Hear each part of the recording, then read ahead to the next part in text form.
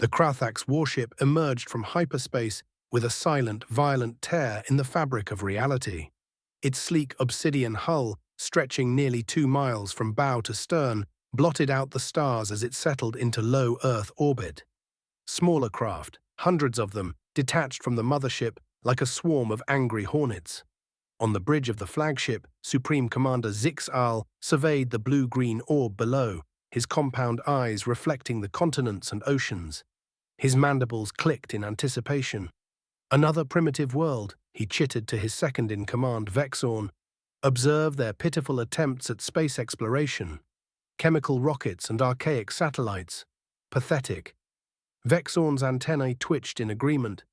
Indeed, Supreme Commander, our intelligence suggests their most advanced weapons still rely on chemical propellants and crude explosives. They will fall swiftly.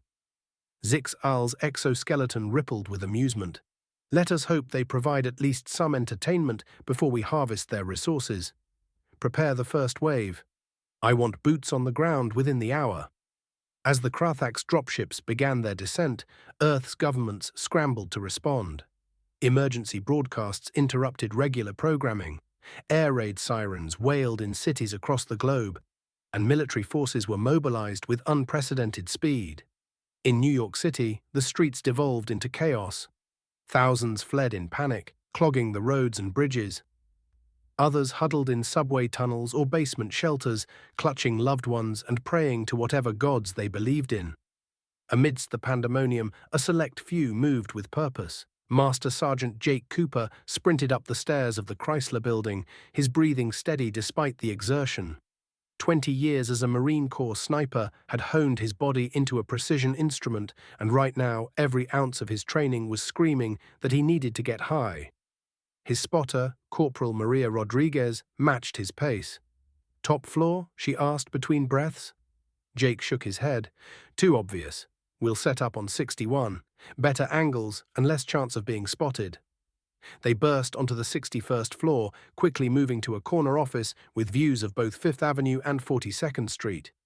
Jake unslung his rifle case and began assembling his weapon with practiced ease. It was a custom-built .50 caliber anti-materiel rifle capable of punching through engine blocks at over a mile. Whether it would do anything against alien armor was another question entirely. As Rodriguez set up their observation equipment, Jake's mind raced through the events of the past 24 hours. The first sightings of the alien ship, the failed attempts at communication, the terrifying realization that humanity was hopelessly outgunned. He pushed the fear aside, focusing on the task at hand. Whatever these invaders were, they had to have vulnerabilities. His job was to find them. "We're hot," Rodriguez announced, her voice steady despite the circumstances. "I've got eyes on the first dropship. It's huge." Jake peered through his scope, watching as the sleek alien craft descended towards Central Park. Its surface seemed to shimmer, as if it wasn't quite solid. As it touched down, a shimmering energy field expanded outward, vaporizing trees and park benches in its path. "Energy shields," Jake muttered. "This is going to be interesting." The dropship's hull split open like a blooming flower, and the first wave of Krathax warriors emerged. They were tall, easily 7 feet, with segmented exoskeletons and multiple limbs. Each carried what appeared to be an energy weapon of some kind. Jake's radio crackled to life. "All units, be advised. Alien forces have landed in Central Park. Engage with extreme caution. Repeat, extreme caution." "No shit," Rodriguez muttered, adjusting her binoculars. "Those things look like they walked out of a nightmare." Jake said nothing, his eye never leaving the scope. He watched as the first human military units arrived on scene. A platoon of Army Rangers backed by 2 M1 Abrams tanks. The tanks opened fire immediately, their 120mm rounds streaking toward the alien formation. The explosions were spectacular, kicking up dirt and debris.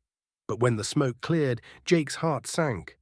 The Krathax stood unharmed, protected by shimmering personal force fields.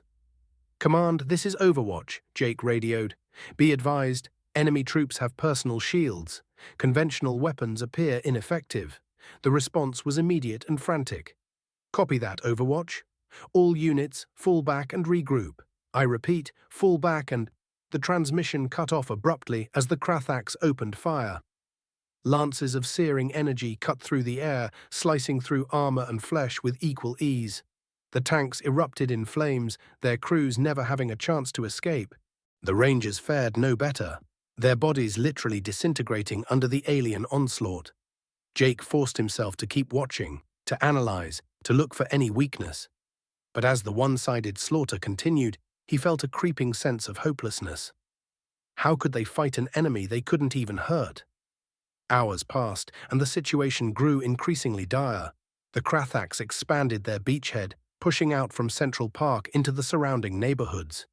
Human military forces threw everything they had at the invaders, missiles, artillery, even a desperate airstrike, but nothing seemed to penetrate those damned shields. Jake and Rodriguez remained at their post, relaying intel and trying to coordinate what was left of the city's defenders. They watched in horror as landmarks fell. The Met, the Natural History Museum, even the Empire State Building, toppled by some kind of gravitational weapon. "We need to pull back," Rodriguez said, her voice hollow. "There's nothing more we can do here." Jake was about to agree when something caught his eye. A Krathax warrior, separated from its squad, was approaching a group of civilians who had been unable to evacuate. The alien raised its weapon, the barrel glowing with building energy. Without conscious thought, Jake centered his crosshairs on the Krathax's head and squeezed the trigger. The rifle bucked against his shoulder, the report deafening even through their ear protection. To his shock, the alien's head exploded in a spray of violet ichor. Its body crumpled, energy weapon discharging harmlessly into the sky. "Holy shit," Rodriguez breathed. "You got one?" "How the hell did you get one?" Jake's mind raced, replaying the shot in slow motion. The shield, he realized, it dropped for a split second when it was about to fire. There's a vulnerability when they attack. He keyed his radio. "Command, this is Overwatch. I've found a weakness in the enemy defenses. Their shields drop momentarily when they fire their weapons. A well-timed shot can penetrate." There was a moment of stunned silence before the response came. "Overwatch, please confirm. You're saying you've killed one of them?" "Affirmative, Command. One confirmed kill, requesting additional sniper teams to exploit this weakness." "Copy that, Overwatch. Hold your position. Reinforcements are inbound." As Jake returned his eye to the scope, he felt a glimmer of hope for the first time since the invasion began. They had a chance. A small one, but a chance nonetheless. Word of Jake's discovery spread rapidly through what remained of Earth's military command structure. Sniper teams were quickly mobilized and deployed to vantage points across the city. But it quickly became apparent that exploiting this weakness was easier said than done. The window of opportunity was incredibly small, less than half a second. It required inhuman timing and accuracy to thread the needle between an alien's shield deactivating and reactivating. Many snipers tried and failed, giving away their positions and meeting grisly ends. Jake, however, seemed to have an uncanny knack for it.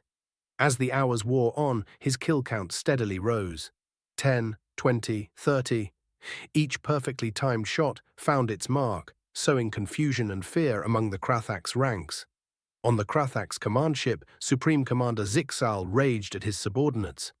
"How is this possible?" he demanded, mandibles gnashing furiously. "How are these primitives penetrating our phase shields?" Vexorn's antennae drooped in submission. "We're still analyzing the data, Supreme Commander. It appears they've identified the millisecond vulnerability during weapons discharge. They're exploiting it with remarkable accuracy." Zixal's compound eyes narrowed. Impossible. Their targeting systems shouldn't be capable of such precision. Unless ... A chilling thought occurred to him. "Are you telling me they're achieving this without augmentation? Without AI assistance?" "Affirmative, Supreme Commander. They appear to be relying solely on their natural abilities." For the first time in his long military career, Zixal felt a flicker of doubt.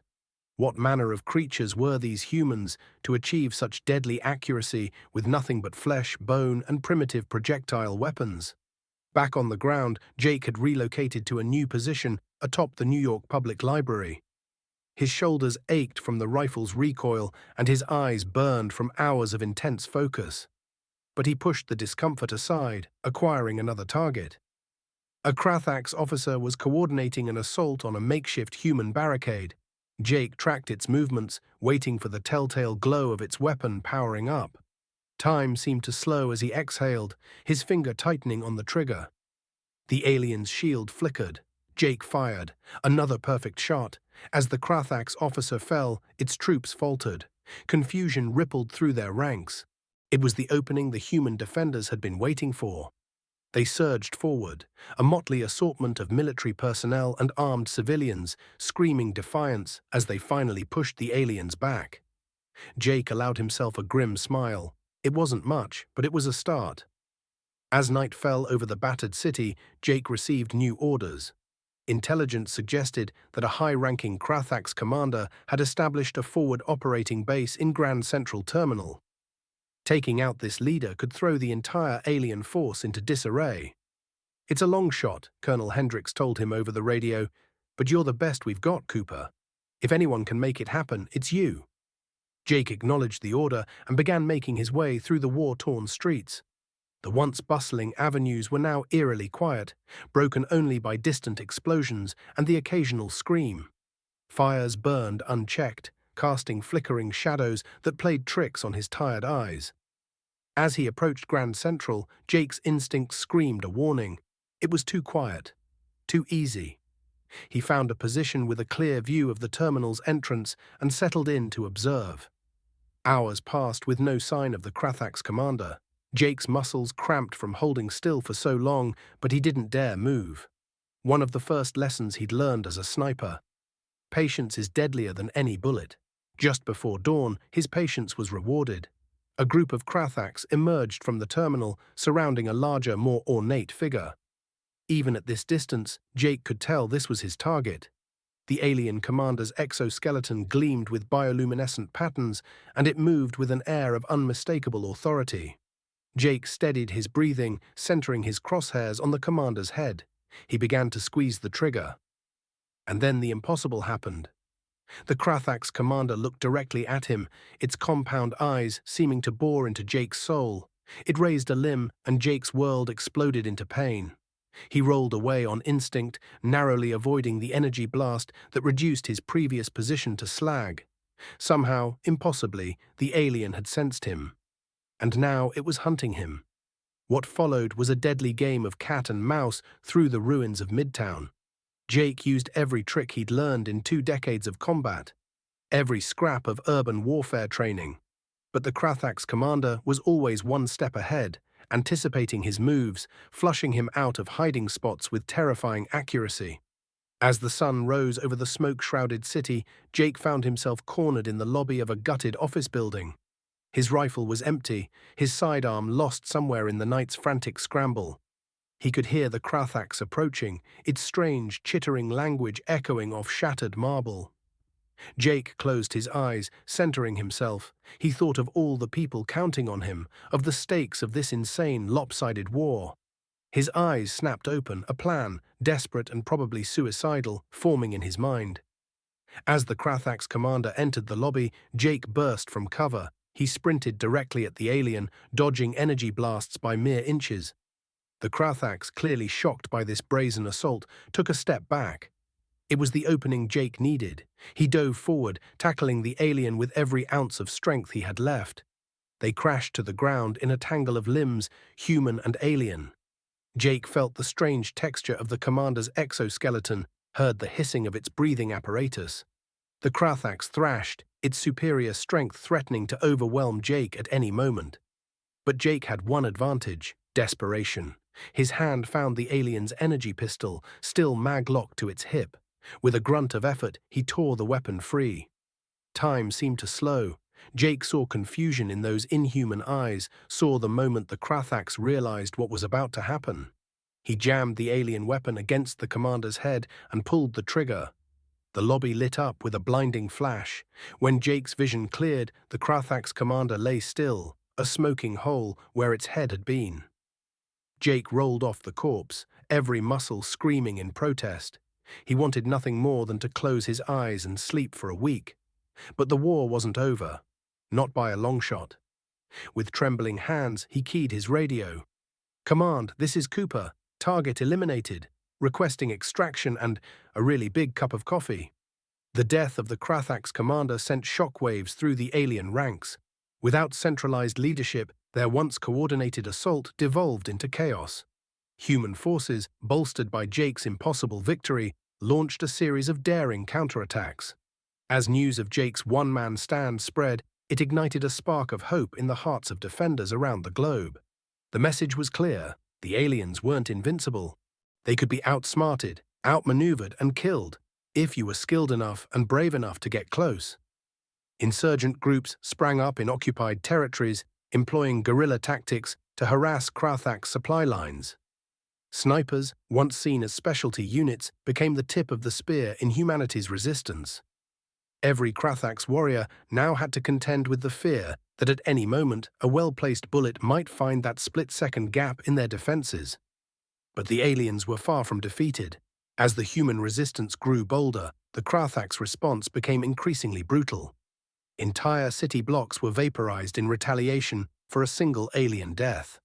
The war settled into a grim stalemate, with neither side able to gain a decisive advantage. Jake found himself thrust into an unfamiliar role, not just a sniper, but a symbol. Military leaders sought his advice on tactics. New recruits looked at him with awe and fear. The weight of humanity's hopes pressed down on him, threatening to crush his spirit. In quiet moments, doubt gnawed at him. He was just one man, a skilled marksman, sure, but hardly the savior of the human race. How long could he keep cheating death? How many impossible shots could he make before his luck ran out? Content from previous chapters remains the same. It was only a matter of time before Earth fell, unless something drastic changed the equation. That change came in the form of Dr. Samantha Chen, a brilliant xenobiologist who had been studying Krathak's physiology. She made a startling discovery. The aliens' exoskeletons were highly sensitive to a specific frequency of sound, one that could disrupt their nervous systems and potentially neutralize their shields. The catch? The sound had to be delivered at extremely close range, less than 50 meters, to be effective. It was a suicide mission, plain and simple. As military leaders debated the merits of Dr. Chen's plan, Jake found himself volunteering. "I'll do it," he said, silencing the room. "I'll get close enough to use the sound weapon." Colonel Hendricks shook his head. "Cooper, you're too valuable. We can't risk—" "With all due respect, sir," Jake interrupted, "I'm the best chance we've got.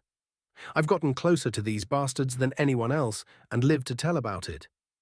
Besides," he added with a grim smile, "I've got a score to settle." After hours of heated argument, the plan was approved. The target, the Krathak's mothership itself, still hovering ominously over New York. If they could incapacitate the ship's crew, Earth might have a fighting chance. The night before the mission, Jake sat alone on the roof of their makeshift base, staring up at the alien vessel that blotted out the stars. He thought about all the lives lost, the cities reduced to ash, the weight of an entire species resting on his shoulders. A soft footstep broke his reverie. Dr. Chen approached, holding 2 steaming mugs. "Thought you could use this," she said, offering him one. "It's not coffee, but it's hot." Jake accepted the mug gratefully. They sat in companionable silence for a while, sipping the bitter substitute that passed for tea these days. "Are you afraid?" Samantha asked finally, her voice barely above a whisper. Jake considered the question. Terrified, he admitted, but not of dying. "I'm afraid of failing, of letting everyone down." Samantha placed a hand on his arm. "You won't," she said with quiet conviction. "Whatever happens tomorrow, you've already given us something we'd lost. Hope."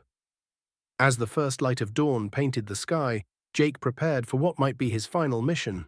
He packed light, his trusty rifle, a sidearm, and Dr. Chen's experimental sound device.